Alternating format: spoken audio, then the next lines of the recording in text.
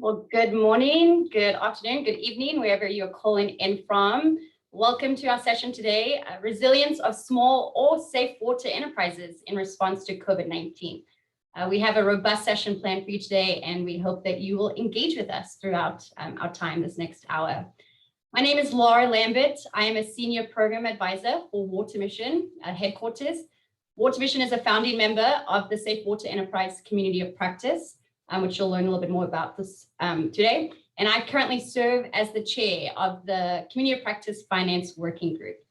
So today you're going to learn about a recent report that the COP released, highlighting the financial and operational impacts of the COVID-19 pandemic, utilizing and adapting a tool that the World Bank developed for urban water utilities.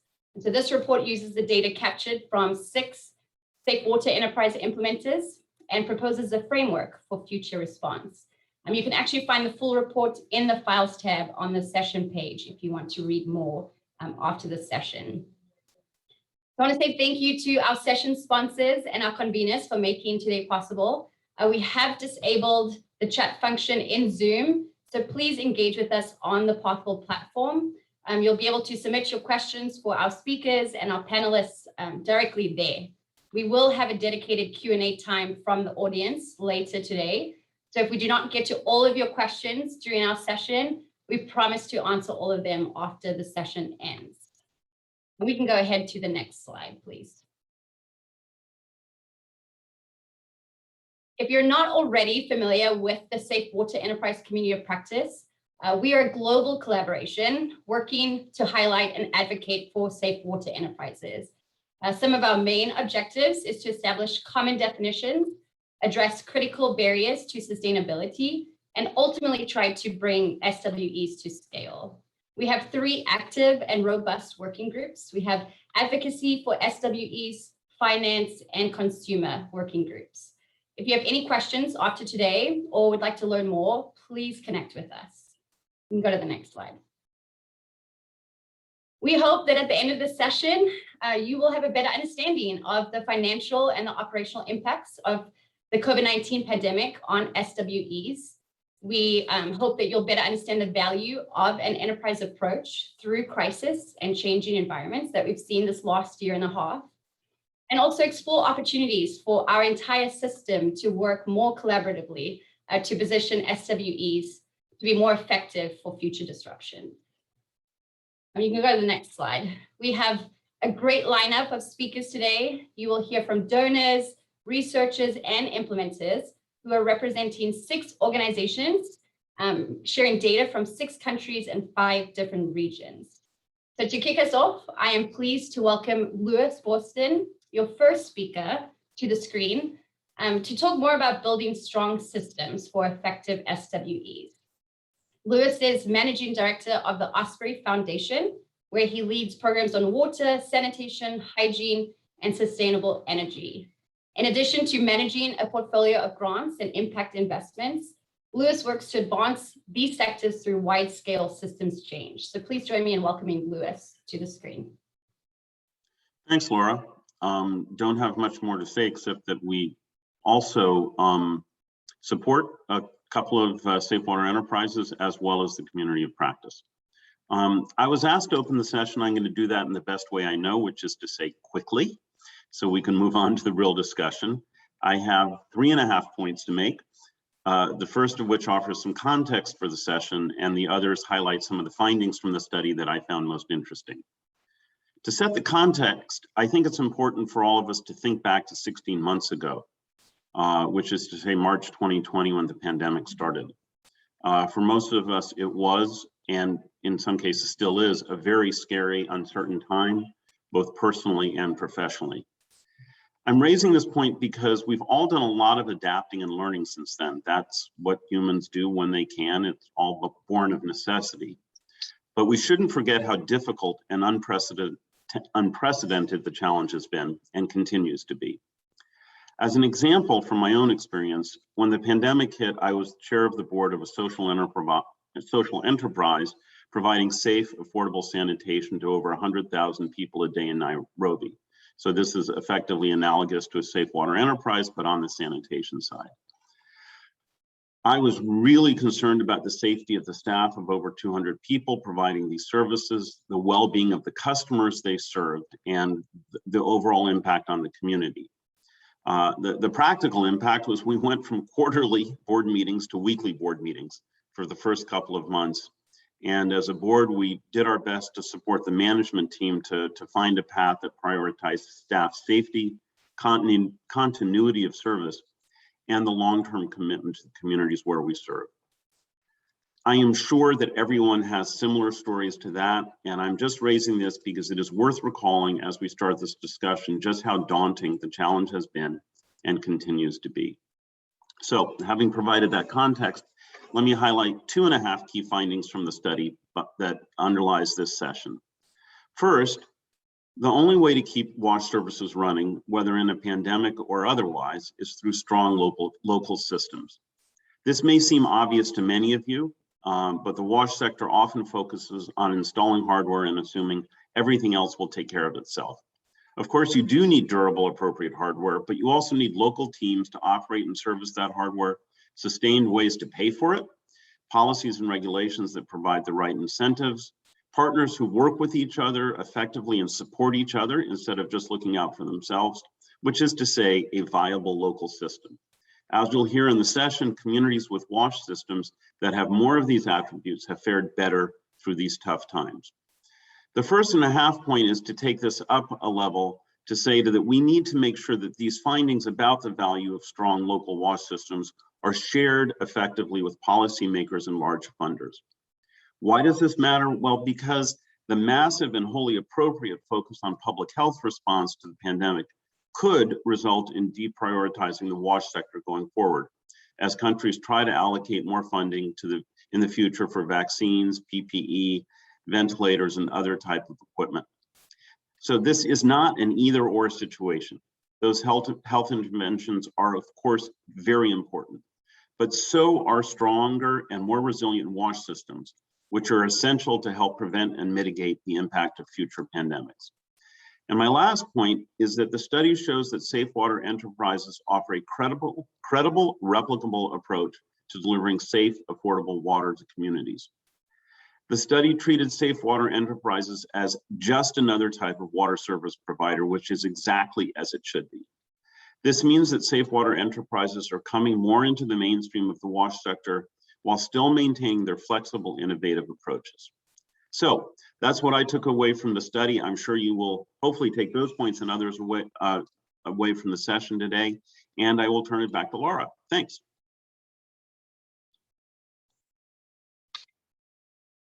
Thank you, Louis. Next up, I would like to introduce Lauren to the screen today. Lauren will be sharing more about the report and our proposed framework. Thank you, Laura. I'm just waiting for this. There we go.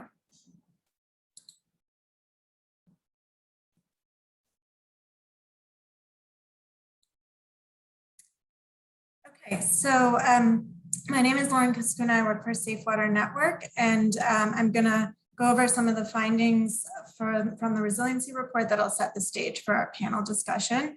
You can find a link to the full report on the Pathable page. We also have a link up at the top here if you'd like to just jot that down, and you should be able to download it. So in mid-2021, the community of practice was tasked with writing a report on the financial and operational impact of COVID-19 on SWEs.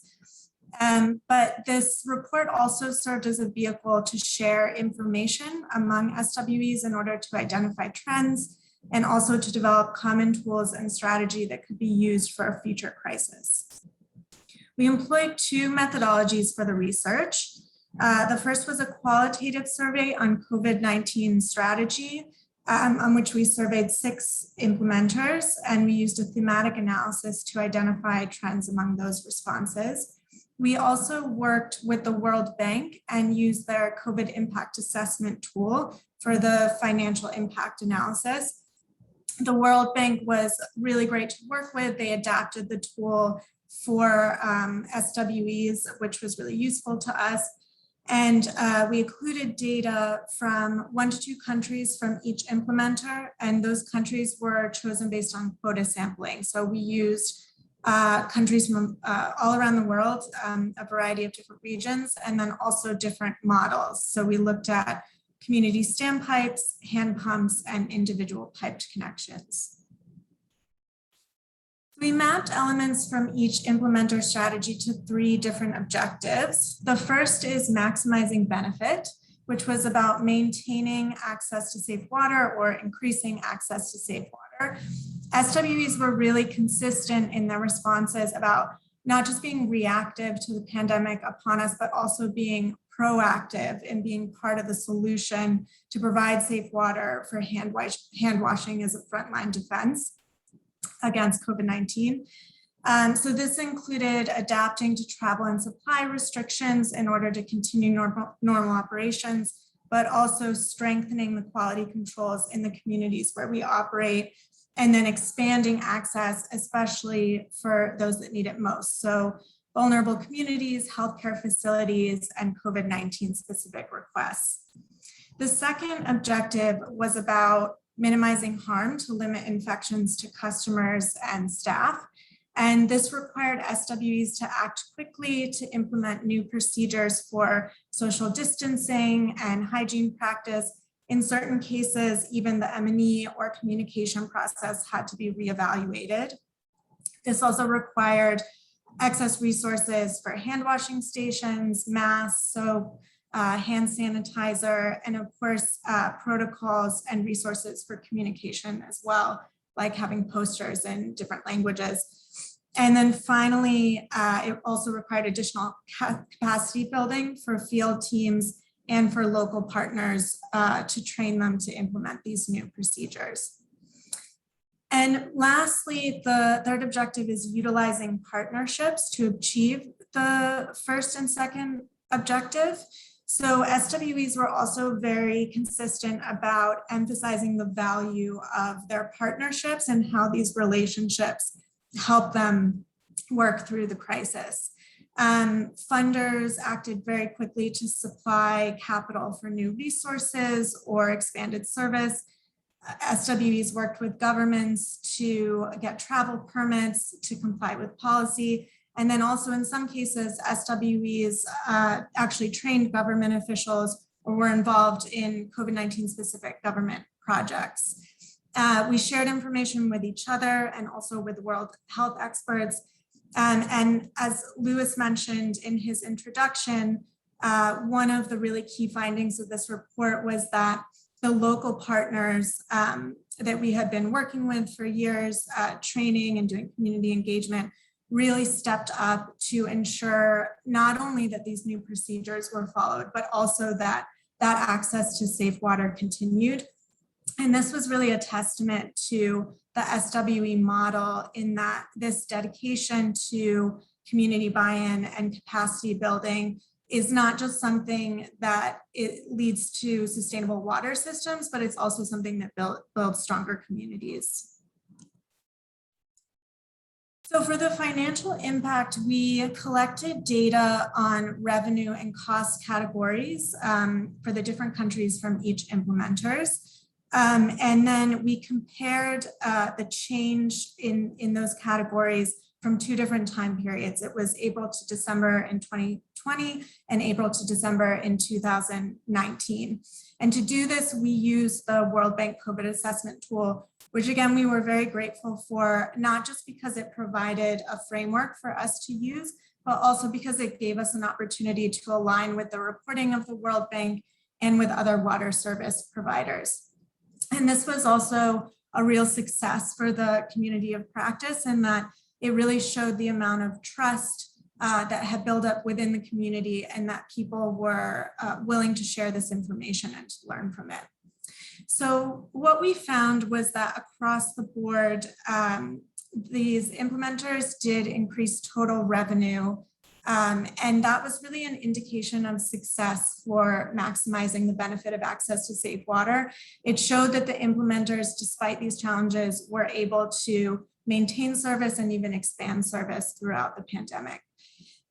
What we did find was that there were certain cases where governments passed policies that restricted tariff collection, and that led to a decrease in collection efficiency. So for example, both Safe Water Network and Water4 operate in Ghana, where there was a free water mandate, and they were not able to collect revenue for water during that time period. So that led to a reduction in collection efficiency. And then we didn't identify any significant trends among expenses, except in those cases where demand increased because of the free water mandate. That also led to an increase in variable expenses.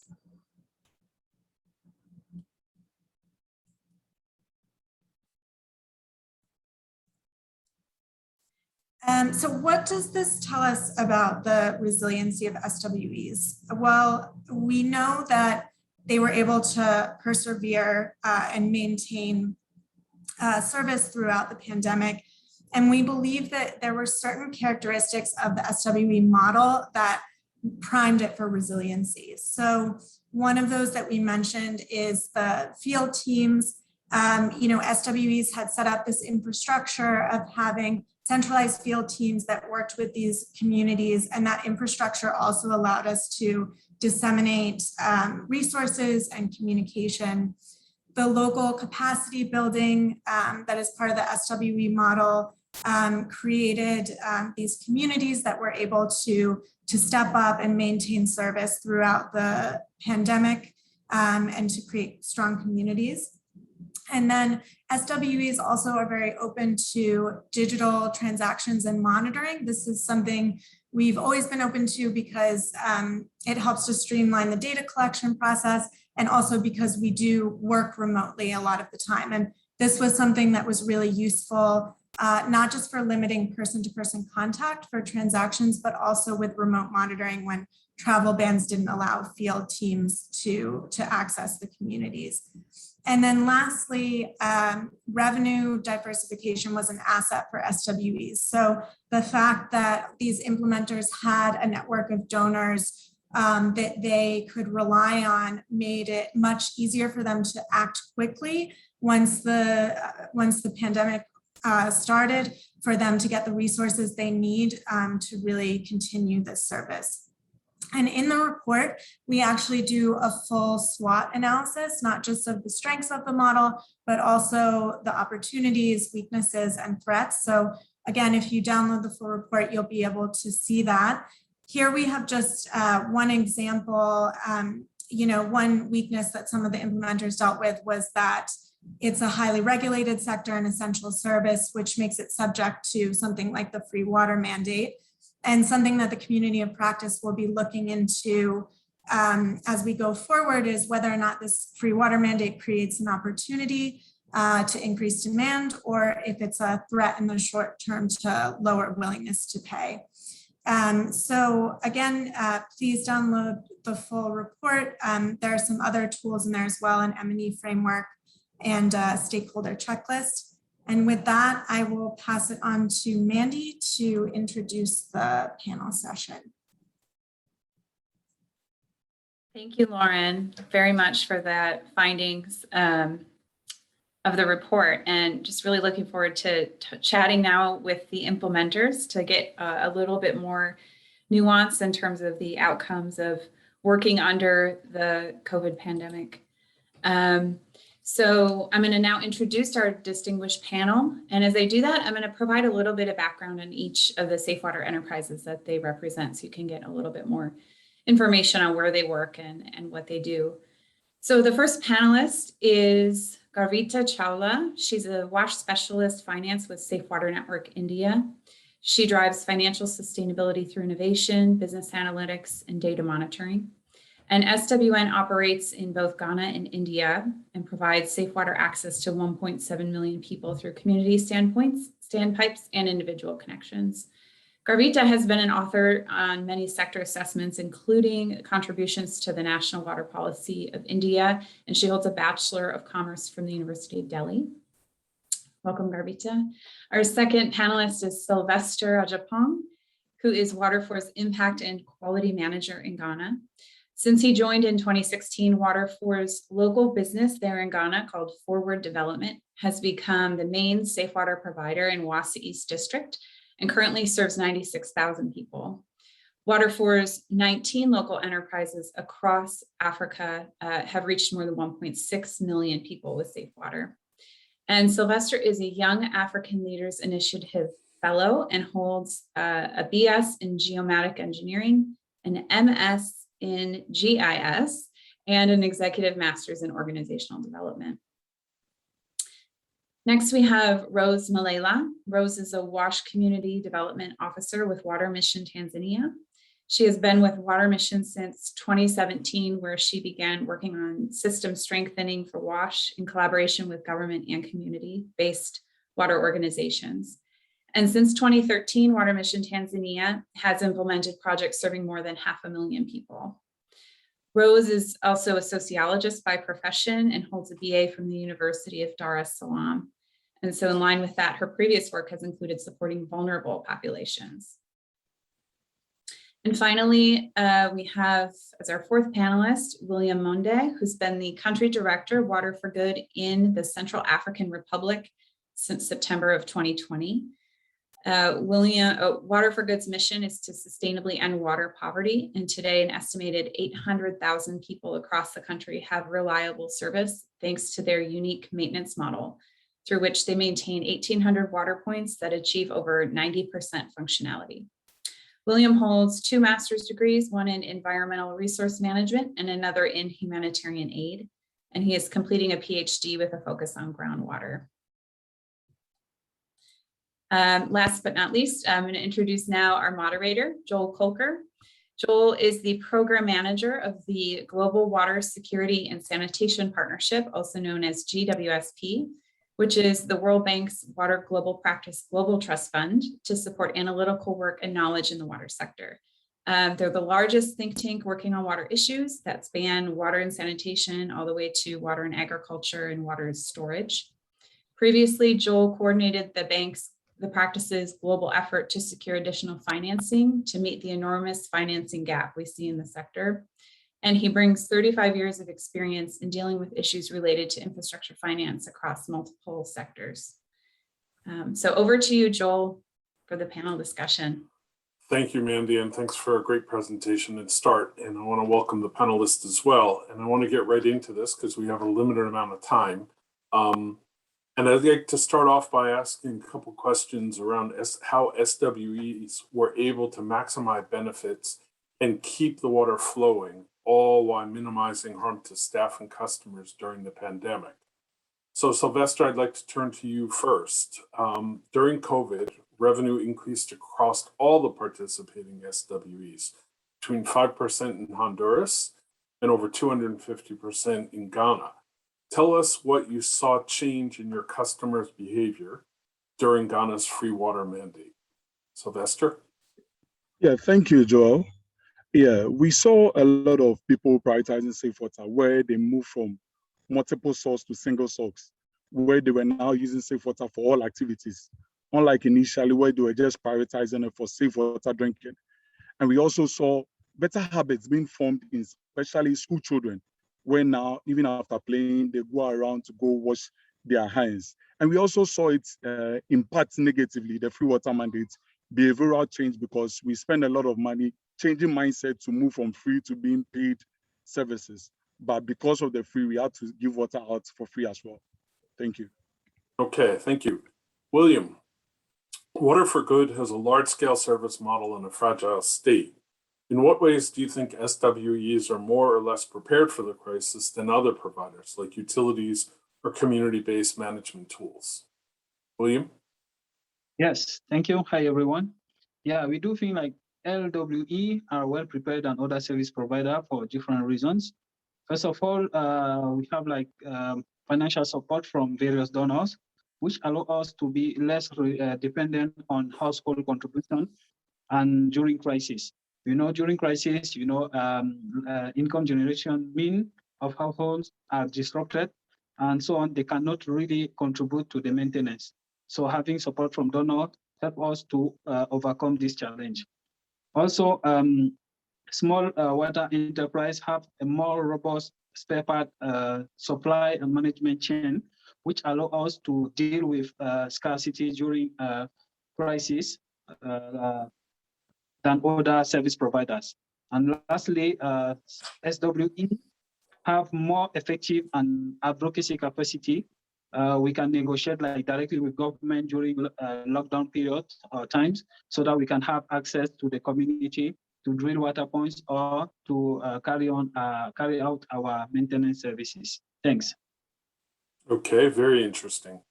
Rose, with regard to minimizing harm, how did digitalization and remote data collection improve your ability to remotely support operations while also protecting the staff? And how did this experience change water mission in the future?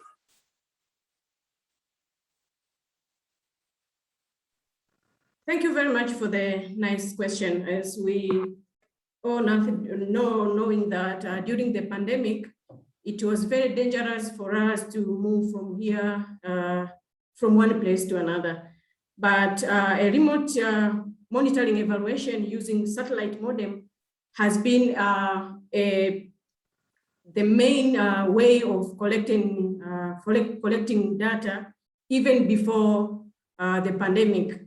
Water Mission has been using this way of data collection, where this remote monitoring evaluation using satellite modem do receive inputs from flow meter and other sensors, and they send those information to the monitoring alert platform, which is used by Water Mission.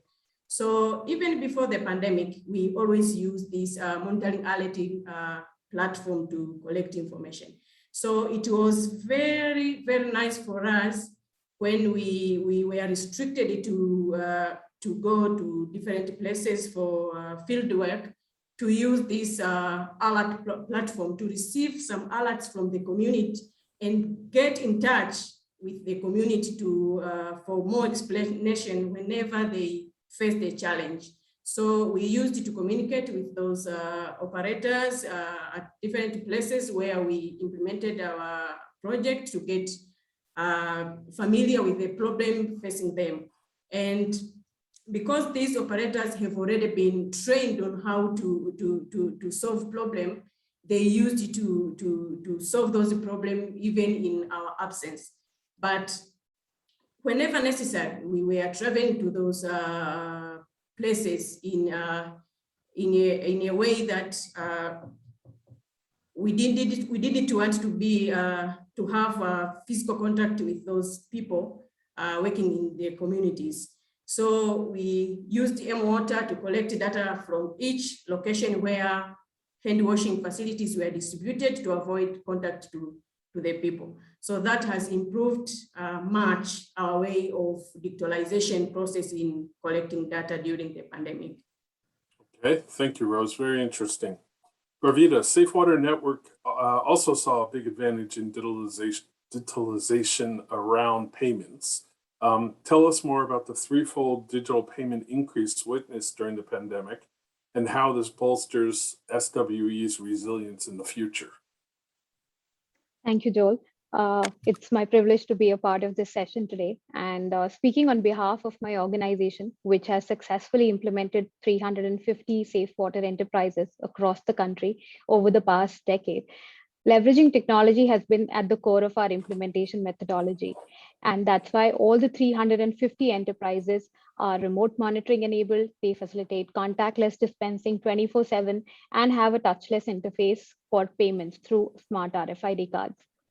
When we first rolled out the digital campaign, I had traveled to the field to understand what will work for the community and how is the acceptance.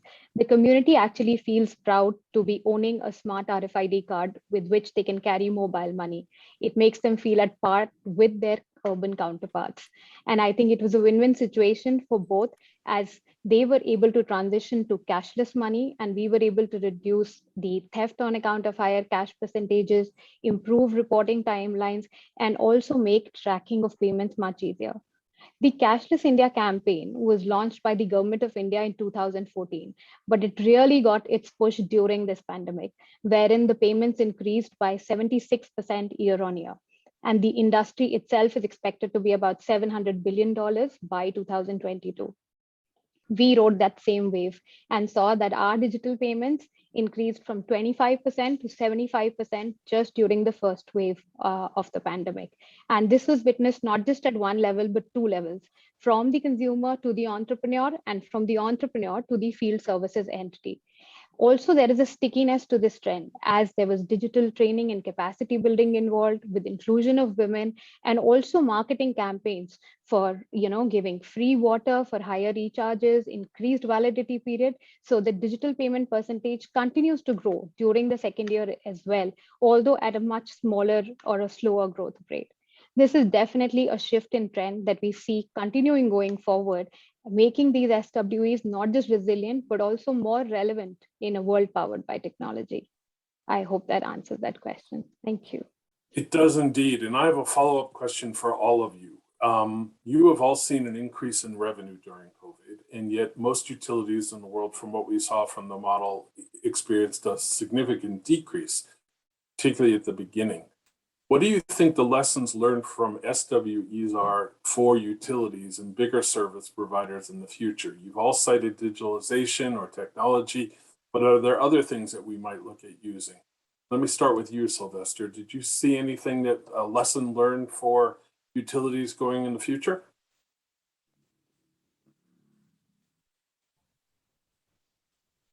Yes, I think that this has brought the need to have localized people take ownership of these systems, especially when you don't have remote monitoring or internet technology is not available in these rural communities.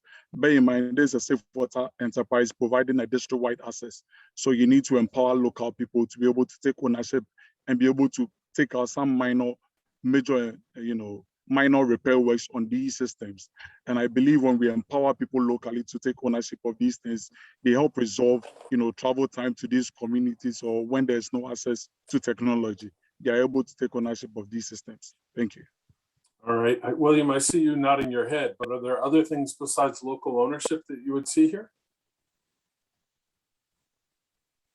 Yes, of course. Local ownership is I think is the main base of sustainability.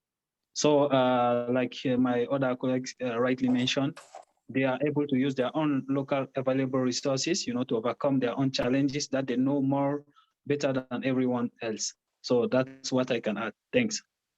Okay, I want to continue. I'm sorry, I'd like to talk about this for a while longer, but let me move on to the next topic. The report also highlighted the importance of partnerships for resilience. Partnerships between SWEs, and as we've talked about, local and national governments, but also donors, consumers, health experts, in how they can make or break emergency response efforts. Let's talk a little bit about SWEs utilizing partnerships to remain resilient during this crisis. And first, I want to talk to you, Rose, and I wanted to ask you, in terms of your mission, water missions, additional ability for opportunities at the local government level and how they might reach out and pursue that during the pandemic's response. Okay, thank you very much, Joe, for the question. Water Mission got an opportunity, apart from water provision during the pandemic, for providing another kind of support as a response to the call from the government asking the support from different partners who have different initiatives to combat the pandemic. And as we all know that Water Mission has been responding to different emergencies and as well as disasters. So through our donors or partners, the Paul Johnson and all the Grand Force Foundation, Water Mission was able to support the government with 1,094 hand washing facilities And those hand washing facilities were distributed to 8 regions within Tanzania, and were distributed to different points or locations, including the health facilities, dispensaries, prisons, schools, universities, and all other identified points where seemed to have a very high population density. So Water Mission got that opportunity to support the government.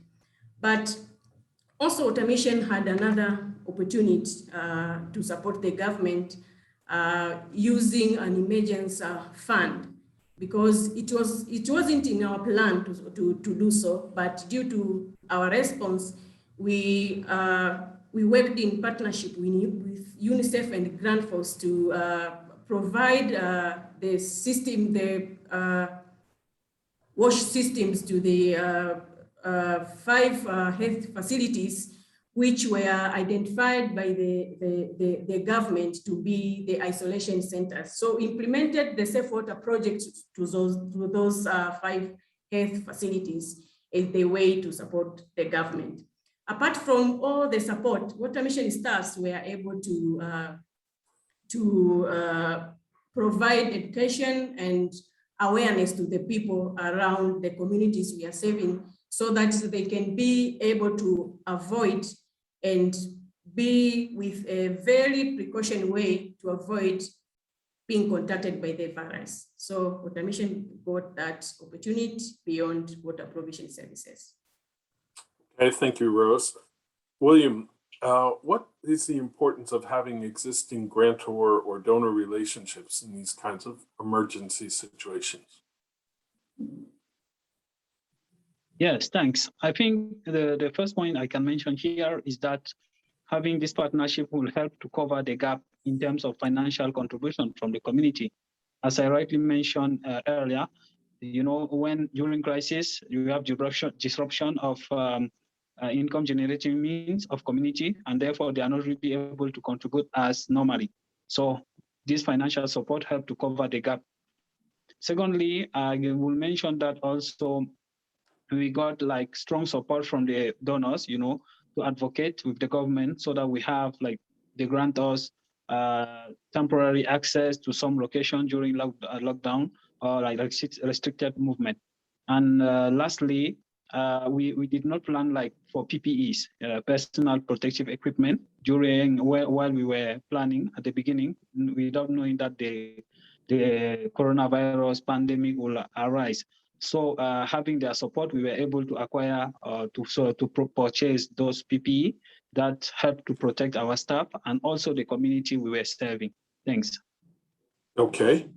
Now I want to turn it over to Arvita. How receptive are the funders to building these resilient enterprises that can adapt to these unpredictable events like COVID? Have you seen a lot of flexibility in their ability to work with them in these situations? I think to answer this question, I'll first go back to the report, the results of which were just showcased by my colleague Lauren before the start of the session. So a lot of panelists have already mentioned that, and that's the experience of a lot of implementers across the board, that the access to unrestricted funds was not so forthcoming. So there were operational gaps due to higher expenditure, and there are also cases where in the survey implementers have said that they have had to cut salaries to ensure that the water kept flowing to the communities. Now, I'll give the India context in the same light, that out of the total CSR budgets for 2020, 50% directly went to the PM CARES Fund, which is a fund directly established for COVID relief and rehabilitation. There were further spends out of the CSR budgets for direct intervention by corporates on the ground. So any capital expenditure in terms of expansion of safe water access, which had to come to this sector, was not so forthcoming. So I think the funders were very receptive to meet the operational gaps, like the PPE kits and the sanitization equipment, even hand wash stations, similar experience in our case as well. However, that capital expenditure was deferred and in some cases even withdrawn. Now, we've all learned that hand washing is the most frontline defense against the disease itself. And with COVID, the need for access to safe and reliable water has further been heightened. And that makes a greater use case for investing in these safe water enterprises, which are low cost, they're easy to install, they're IoT enabled, they facilitate contactless dispensing, and they provide water on the principles of equity and inclusiveness. So I hope that this report and our session today is a further testament to the resiliency of these enterprises during the pandemic as it continues even today, and is able to give that much needed information to the funders to invest further in these enterprises, so that the SDG goal 6 of providing safe water access for all, which seems even further now with the diversion of funding, it comes within our reach. Thank you. Okay, very interesting. Thank you. And finally, for Sylvester, the report states that Water4 saw a 60% increase in your operating costs as a result of using your systems at maximum capacity to give water for free. Because you rely so heavily on revenue from customers, how has that impacted your ability to work with financiers?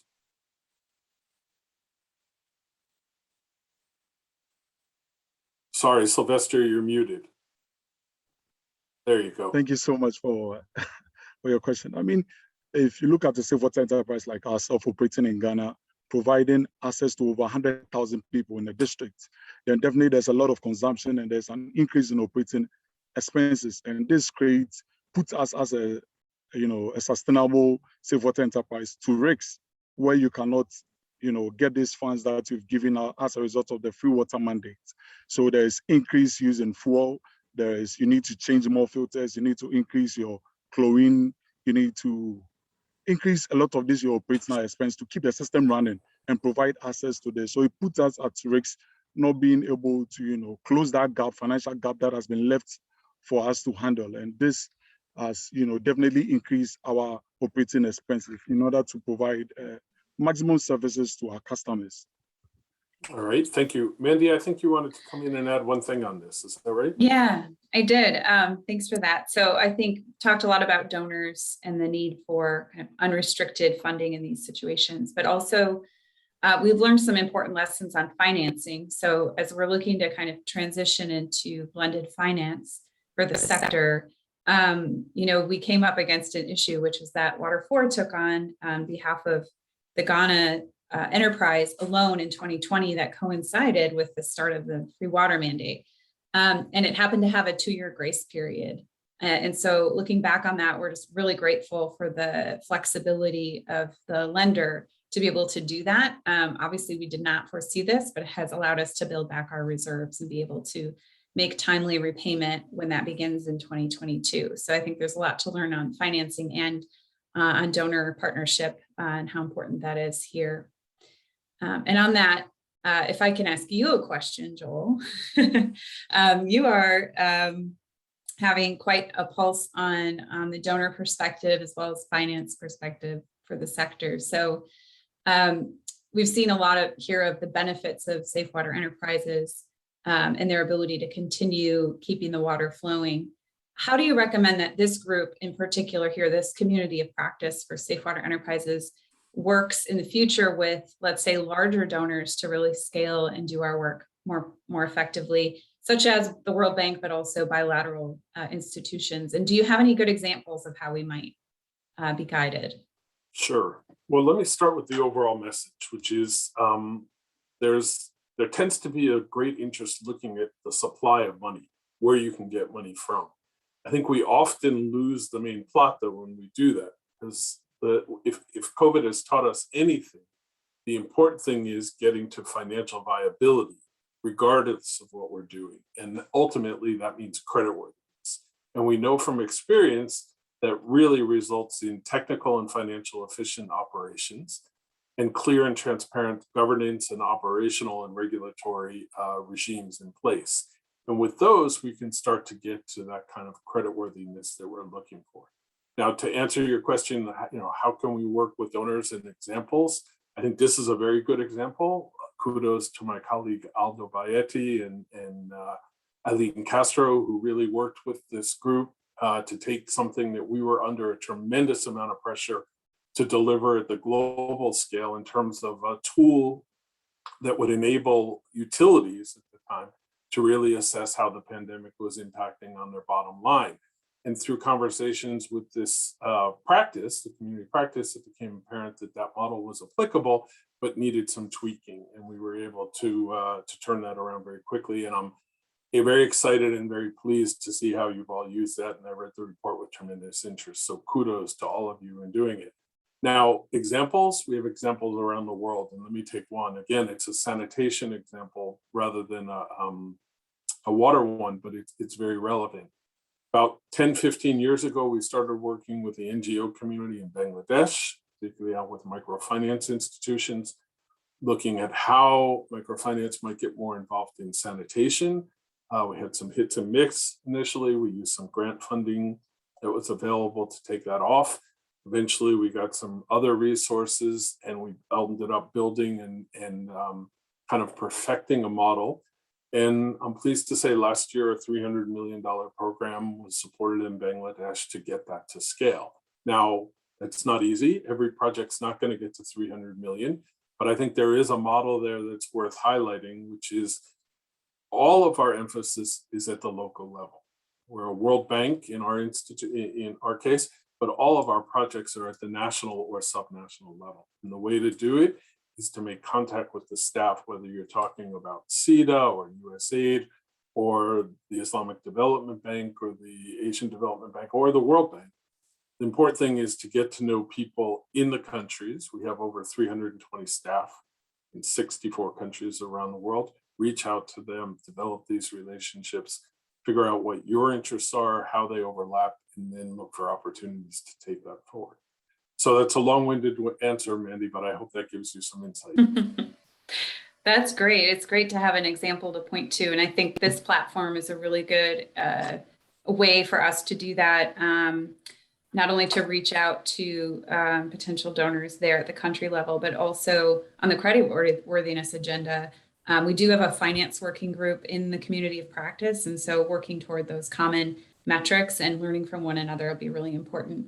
Mandy, I should have mentioned one other thing. We do have a course online that's available through the Open Learning Campus at the World Bank, which is a 4-hour course on water financing. And I'd urge everyone to go to that link. I think we're putting it up and it's free and it's available to everyone who's even remotely interested in water and financing. So I hope that's another tool that's useful to everybody.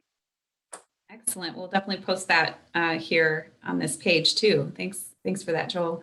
I think we are ready to talk Q&A if that works. We were getting some great questions in from participants, and I'll just shoot these off here. We have a good question from Arco, who talks about how the WHO expected a positive effect on COVID spreading by better hand washing, and wanting to see what SWEs observed on hand washing due to extended kiosk water use. I don't know if that can go to anyone on the panel that would like to talk about what we learned about hand washing.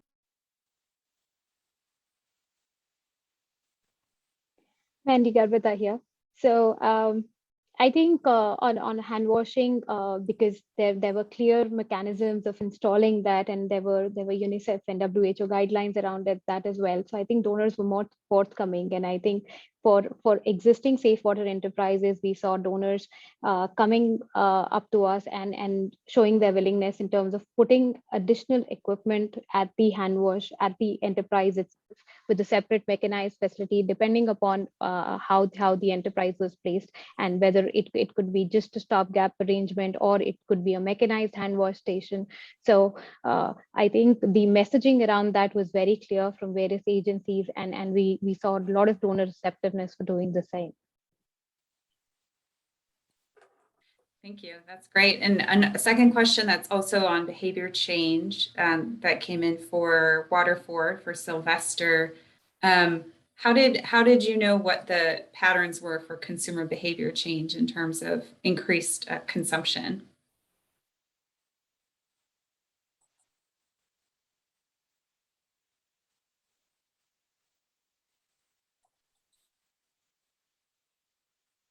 If you did you have a way of measuring that? I think I cut off Mandy.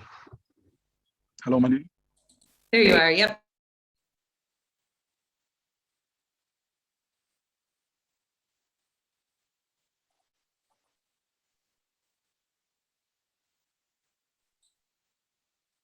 I think we're having a bit of an issue with your audio is kind of behind. So maybe we'll come back to you on that.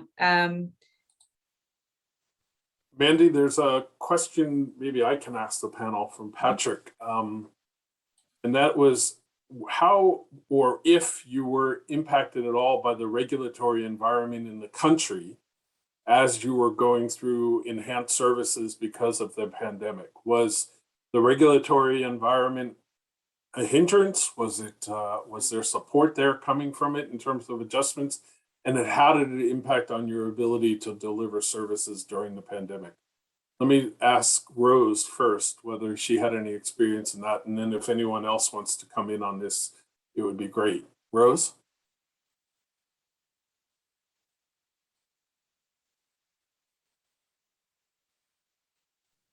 I'm sorry, Joe. Can you repeat what you just said?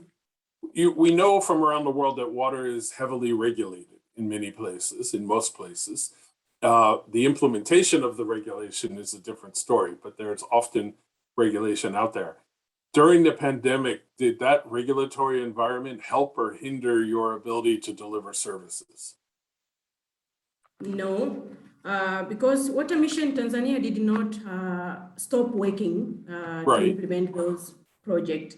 So we continued implementing project as usual, but in a very, in a way that did not allow us to contact with the individuals or the community members or different people whom we used to do. So we didn't stop providing services to communities or to the people who needed our service. Right. Sylvester, what about in Ghana? There was this moratorium on collections, but there were other regulatory factors in place. Did they impact your ability to service?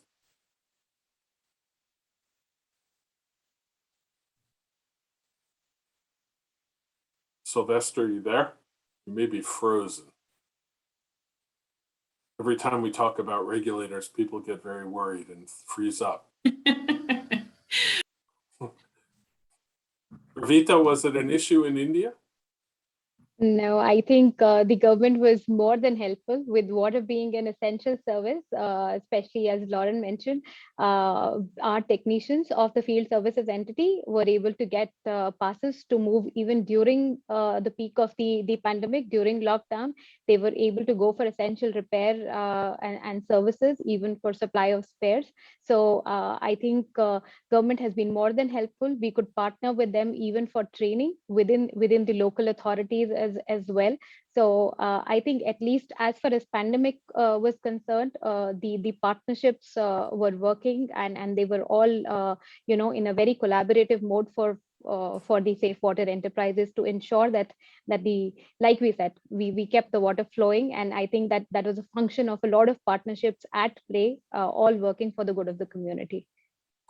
Sylvester, we lost you for a moment. Did you hear the question? Yes. Yeah, so it was about how we monitored these and came up with the increase.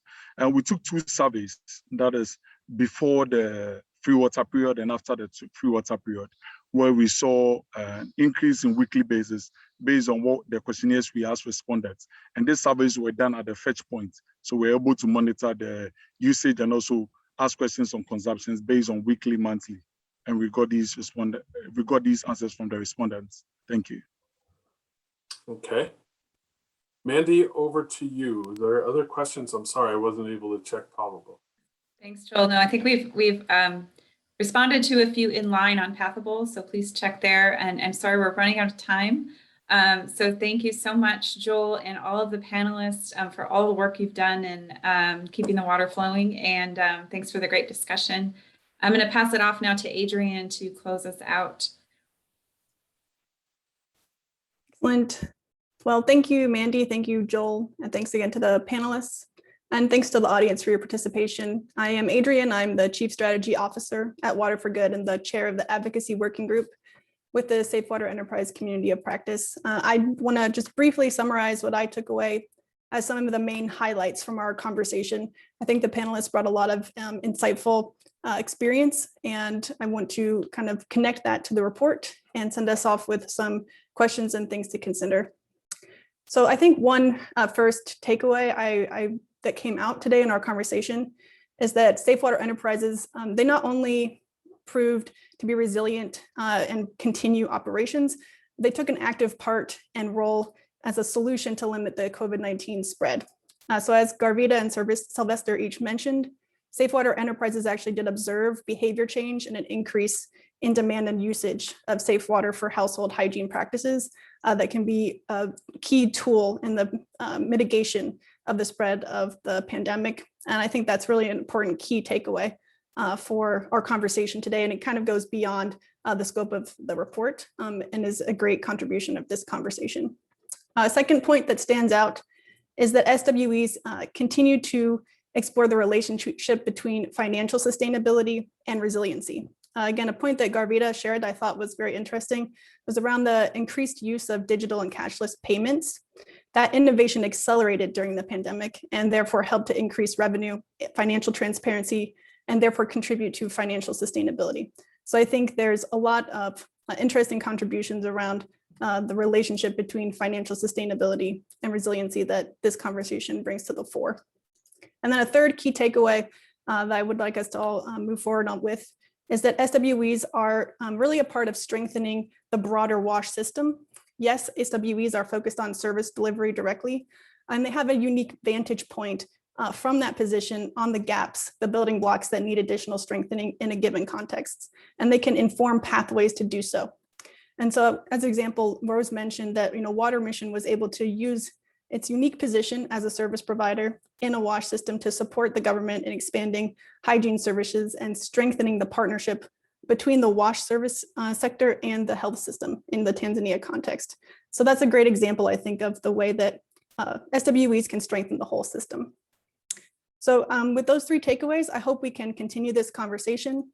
We're available in the Pathable chat to continue networking and discussing, and I think our panelists have agreed to be available to support additional conversation. As already mentioned, there is a link to the report in the Pathable page. It's in the files section for this session. The report does have the full data, real-world experience and findings, and the common M&E framework. And we hope that sharing this analysis and our experience in that report can serve as a service to others. So please check that out and see it as a resource and continue the conversation. Thank you all again for joining us today. We missed the opportunity to be together in Stockholm, but we are together virtually, building a community and learning together. And we want to bring that solidarity forward. Thanks again.